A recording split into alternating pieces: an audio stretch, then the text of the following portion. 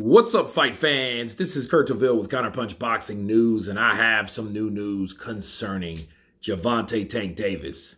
Frank Martin, get this. As you guys have been waiting for the breakdown, fight prediction, keys of victory between these two undefeated warriors, I have to first, of course, bring in the tale of the tape.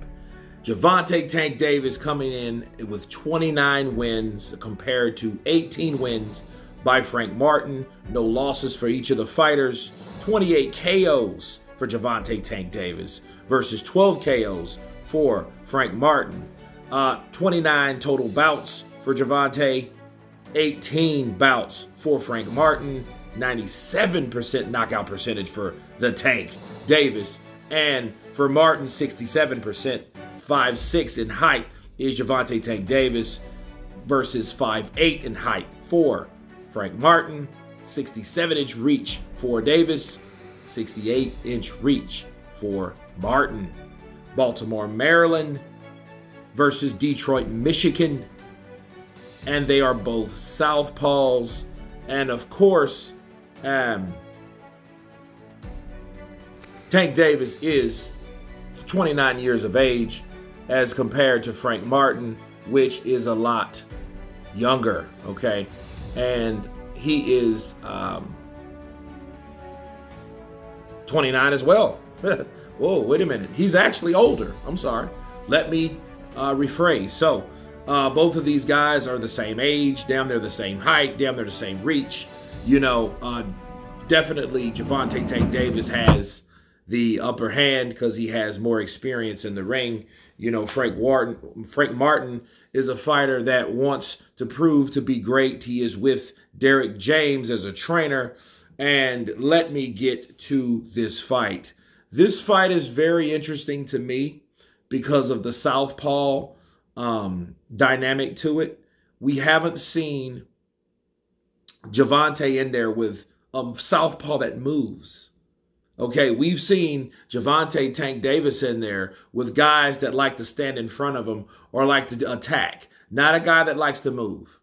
You know, Rolly Romero, he was an attacker. He was, you know, it was inevitable. Leo Santa Cruz, a smaller guy moving up in weight. You know, he threw too many punches to have a good defense. You know, he didn't respect the punching power of Davis. Mario Barrios, you know, taller guy, Ranger guy, at 140, mind you.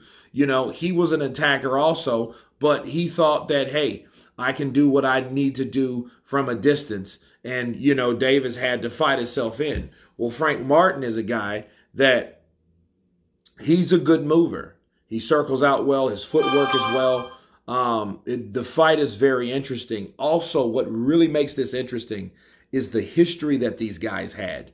We already seen what happened when a fighter bragged and boasted on his sparring sessions against another fighter that he tapped that ass into real good. And I'm talking about Philip Hergovic versus Danny Dubois. And that really, you know, sparked up Dubois a bit because he had something to prove because he knew, once again, someone is claiming that he doesn't have the balls or the heart. Okay, so, you know, Frank Martin, I think, is going to try to show the same result. But I think in this case, dealing with someone like Gervonta Tank Davis, you really have to be careful.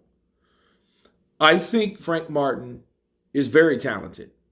He has a lot of potential. He has his opportunity to take on Gervonta Tank Davis. Undefeated fighter, 18-0, 12 KOs. I think, you know, he's a good counterpuncher himself, but he's not as explosive as Tank. And I think what this is going to come down to is personality, okay?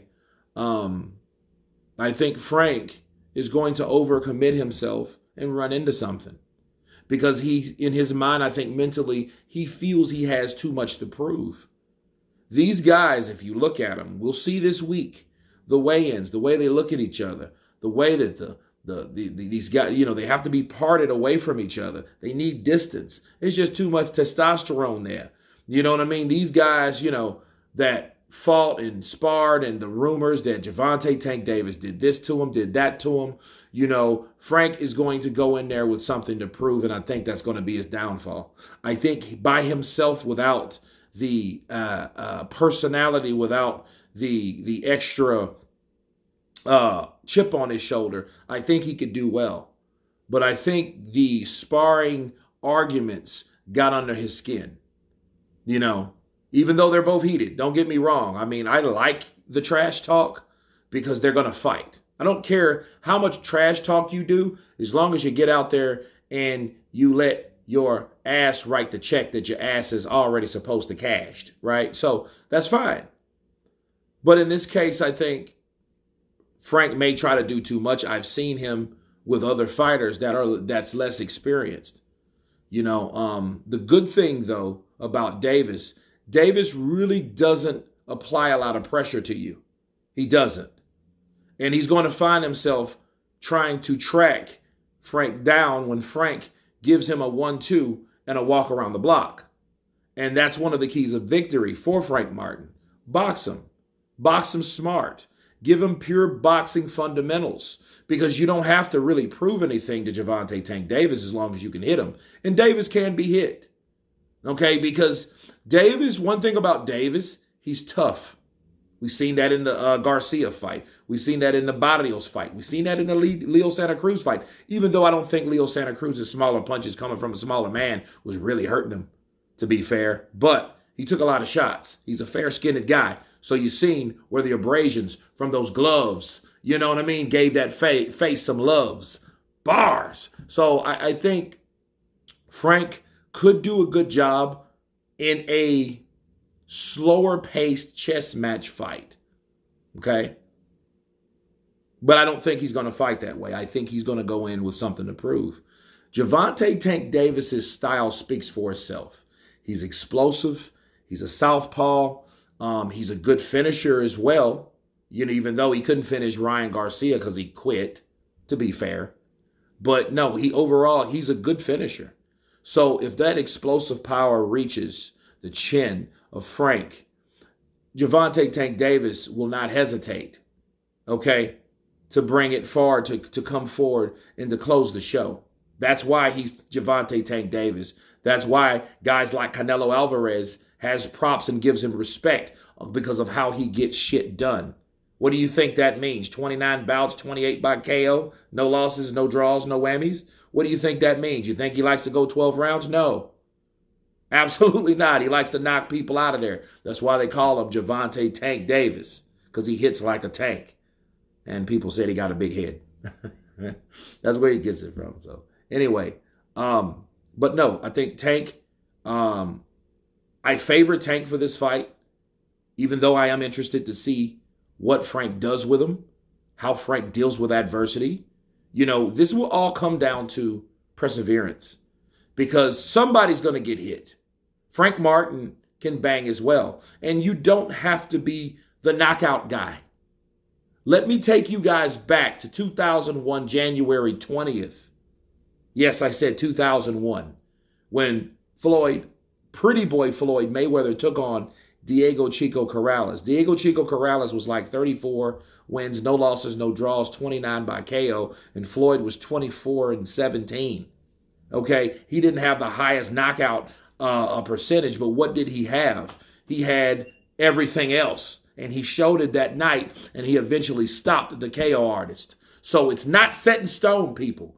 Now, am I calling Frank Martin Floyd Mayweather? Well, before there was Floyd Money Mayweather, there was Pretty Boy Floyd Mayweather that had something to prove. Okay, and if he would have got stopped by Diego Corrales, there wouldn't have been millions and millions and all that stuff that came to Floyd, because it would have stopped that night. That's boxing, folks. But you guys tell me what you think of this breakdown. I have Gervonta Tank Davis, normally by stoppage, because Frank will come in with something to prove. Or if Frank fights a disciplined fight,